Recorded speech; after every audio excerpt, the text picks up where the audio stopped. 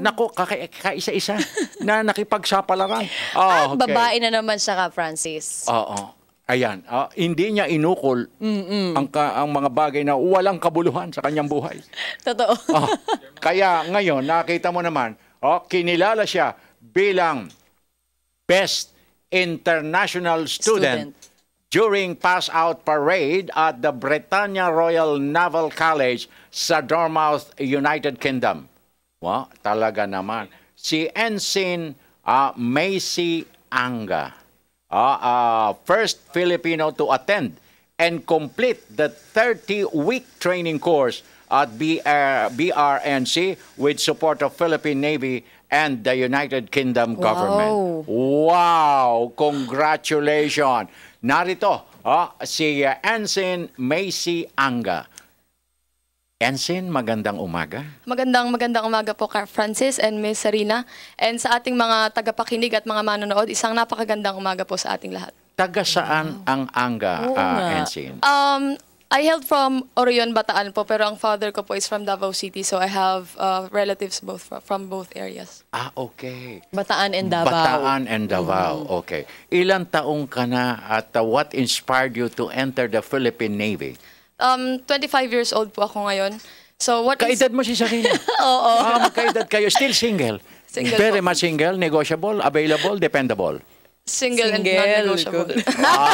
Sorry, non-negotiable. Nan Di ba? Tama ko, non-negotiable. Ano ibig sabihin nun? Non-negotiable. meron na siyang pinagkukulan. Ay, nako! Okay, what inspired you to enter the Philippine Navy? Ever since I was a kid po, kasi I was a very idealistic person. Uy. So sabi ko sa sarili ko noon, if I grow up, I want to work a job that will make me serve the Philippine Navy or serve the country and make the Philippines a better place. And I think yung pagsaserve po sa Armed Forces of the Philippines ay isa sa magagandang paraan para magawa yun. Siguro po isa na ring inspirasyon ko yung pagiging sundalo rin ng aking ama. So member po siya ng Philippine Army Scout Ranger and he served the Army for 30 years. Wow! So I think isa rin po yun sa mga inspirasyon ko and motivation ko na magtuloy as a Philippine Navy officer. Anong posisyon ang hinahawakan mo sa kasalukuyan? Sa kasalukuyan po, I'm looking at being assigned sa Philippine Navy Officer Candidate School. So, looking forward po ako na ma-assign doon na magturo sa mga future officers ng Philippine Navy. Wow, wow. So, isa po yun sa magandang paraan para maibalik ko sa pamahalaan, sa gobyerno at sa Philippine Navy yung oportunidad na ibinigay nila sa akin para makapag-aral po abroad. So, ang mga natutunan ko po doon is i-share ko, i-impart ko sa mga trainees din ng Philippine Navy. So, Sige. Ano yung mga natutuhan mo dyan? Sige. Oo. Medyo bigyan mo kami ng pahapyaw na mga naging karanasan mo sa pag-aaral mo sa Britannia Royal Naval College. yung pag-aaral po sa Britannia Royal Naval College is isa sa napakalaking oportunidad na ibinigay sa akin ng Philippine Navy. Isa po siyang napaka-challenging na task. Nagpapasalamat po ako sa pamunuan ng Armed Forces of the Philippines, ng Philippine Navy sa pagbibigay po sa akin ng chance na makapag-aral doon. Napakarami ko pong natutunan. Isa na rin ng mga maritime leadership in a military environment. So, isa po siyang magandang paraan para matutunan ang maging isang opisyal ng Philippine Navy at maging isang mabuting pinuno po. So, ayun yung mga sa tingin ko i-impart ko sa mga trainees ng Philippine Navy. Yung pagpasok dyan, is it through recommendations or parang may mga qualifying exams? Both po, both din. Both Merong din. recommendations and meron ding mga qualifying exams. Para makapasa. So, And then ikaw lang ang nag-iisa or marami naman kayong nakapasok? Sa Filipino side, ikaw Sa lang. Pilipinas po, ako lang po yung... Ikaw lang. Wow. Bukod tangi siya. Tapos, nakuha pa niya itong Best International Student Award. Yes po. So, how does it feel? Grabe, nag-iisa pero nakuha niya yun. Very overwhelming po kasi yung mga challenges na dinaanan ko rin sa training na yun, hindi rin po biro. So, very overwhelming na nakuha ko po yung award na Best International Student. So, nagpapasalamat po ako sa mga taong nakatulong sa akin na para makuha yung award na yun.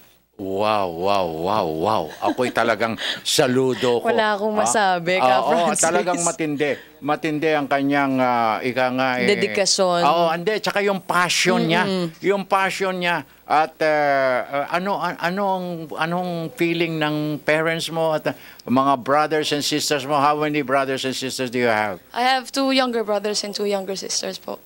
You are the eldest. panganay. I am the eldest. Okay. Ay, pareho pa.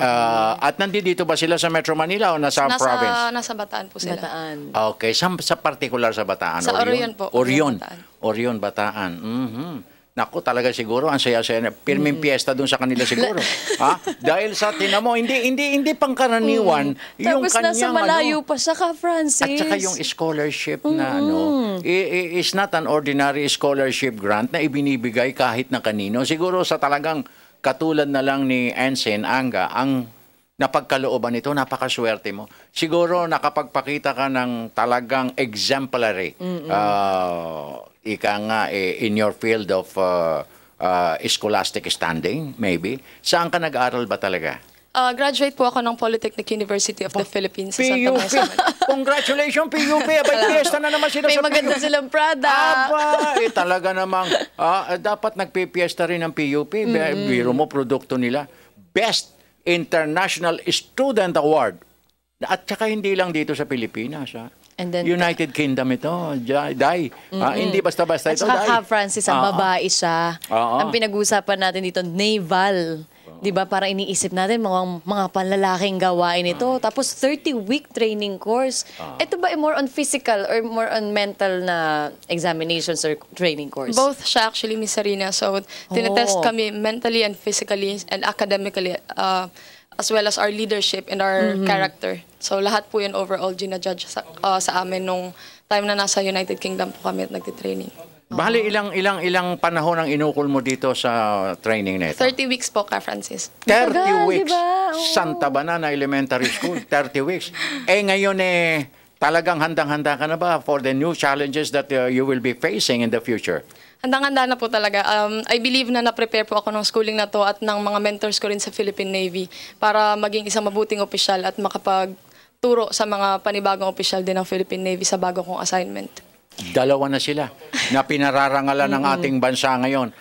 Si Ensign Macy Anga, ang ating Best International Student diyan sa kanyang scholarship sa Britain. At si Heidelin. Ayan, si Heidelin Diaz naman na nagdala rin ng karangalan sa ating bansa just a few days back, no? Yes. Sa kanyang silver Pakikipaglaban medal. sa Olympics. Ayun, ayan, sa Olympic. Ang gagaling ng babae. Thank you. Kailan ko kaya mababasa?